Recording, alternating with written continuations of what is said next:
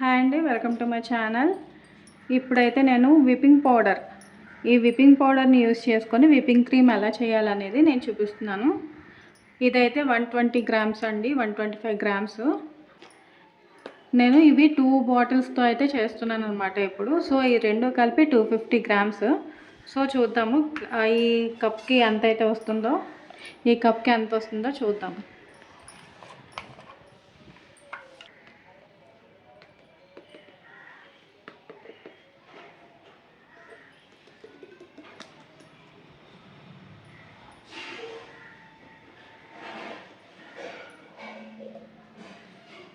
So చూసారు కదా, ఇదైతే ఒక కప్ వచ్చిందండి. ఒక బాటిల్ అంటే ఒక కప్ అనమాట. సేమ్. సో నేను ఇక్కడ 2 బాటిల్స్ అనేవి యూస్ చేస్తున్నాను కాబట్టి 2 కప్స్. నేను ఇక్కడ సెకండ్ బాటిల్ డైరెక్ట్ వేసేస్తున్నానండి. ఆల్రెడీ మెజర్మెంట్ అనేది తెలిసింది కదా,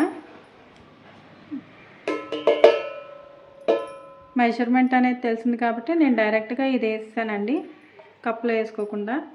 ఇప్పుడు దీనికి బాగా చిల్డ్ వాటర్ కానీ లేదంటే చిల్డ్ మిల్క్ కానీ ఏదైనా కానీ చాలా చల్లగా ఉండాలండి. దీన్ని ఈ కొంచెం అంటే మనం ఒక బాక్స్ అనేది తీసుకుంటే, ఒక బాటిల్ అనేది తీసుకుంటే దీనికి ఎంత క్వాంటిటీ అయితే వచ్చిందో దానికి డబల్ వాటర్ కానీ పాలు కానీ వేయాలన్నమాట. సో నేను ఇక్కడైతే 2 బాటిల్స్ వేసాను కాబట్టి ఇక్కడ నేను 4 కప్స్ ఆఫ్ వాటర్ అనేది 4 కప్స్ ఆఫ్ మిల్క్ అనేది తీసుకుంటున్నాను.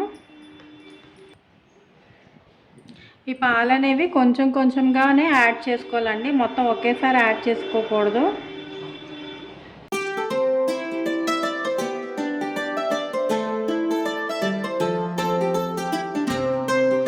చూస్తున్నారు కదా, ఇదైతే ఇలాగ కొంచెం కలుస్తుంది.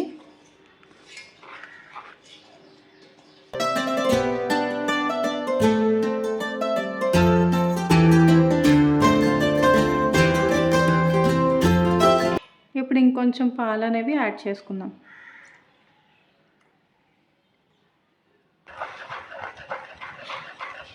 నేను ఇక్కడ బీటర్ యూస్ చేయట్లేదండి, ఓన్లీ విస్కర్తోనే చేస్తున్నాను. నా దగ్గర బీటర్ లేదు, సో ఓన్లీ విస్కర్తోనే ఇదంతా చేస్తున్నాను అనమాట. మనకి ఎక్కువ టైం కూడా పట్టదండి చేయడానికి, జస్ట్ ఇది ఇలా కలుపుతూ ఉండడమే.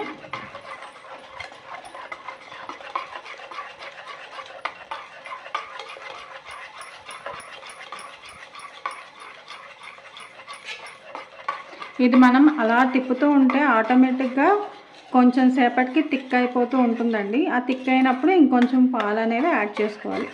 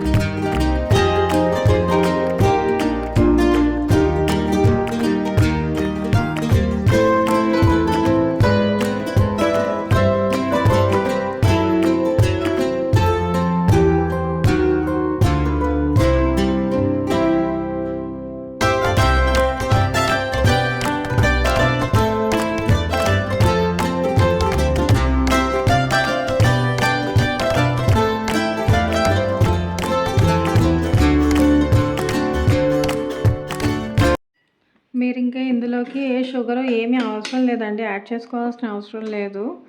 దీనిలోనే మొత్తం టేస్ట్ అంతా బాగుంటుంది. సేమ్ లైక్ వెనీలా ఫ్లేవర్ కూడా వస్తుంది. చూసారు కదా, ఇదైతే కొంచెం దగ్గర పడడం స్టార్ట్ అయింది, గట్టిగా అవ్వడం.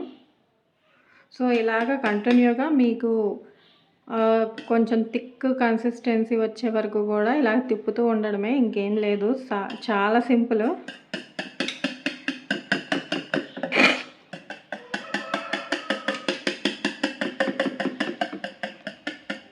కింద అయితే నేను వాటర్ పెట్టుకున్నానండి, కూలింగ్ వాటర్.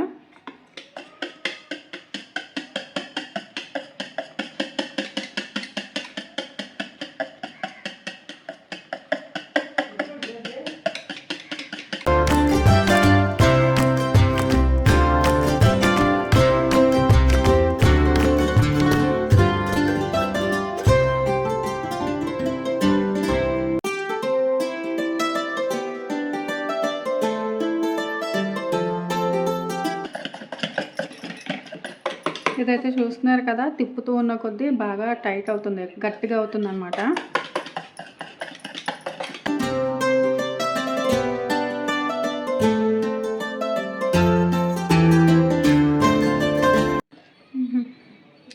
సో చూసారు కదా, థిక్ కన్సిస్టెన్సీ అనేది ఆల్రెడీ స్టార్ట్ అయిపోయింది.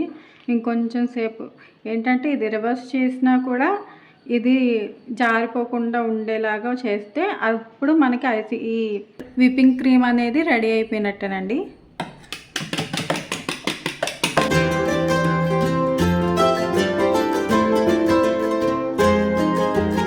దూగుతుంది ఓకే. ఇది ఇలాగంటే ఇది వాలకుండా ఉండాలి, అప్పుడు రెడీ అయినట్టు.